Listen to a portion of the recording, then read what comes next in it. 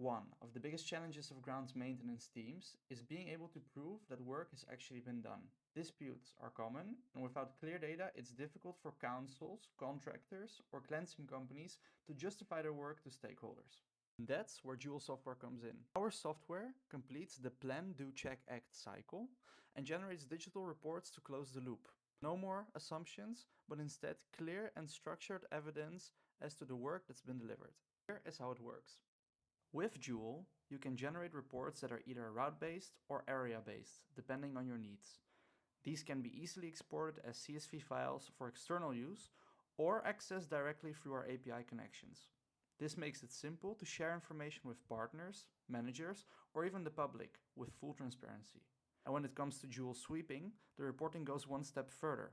We can install modems in vehicles to track every sweeping action, pinpointed to the exact locations and timestamps, down to the second.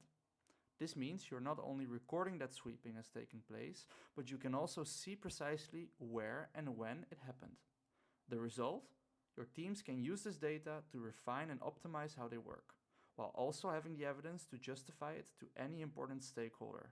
With Joule, accountability becomes simple and disputes become a thing of the past.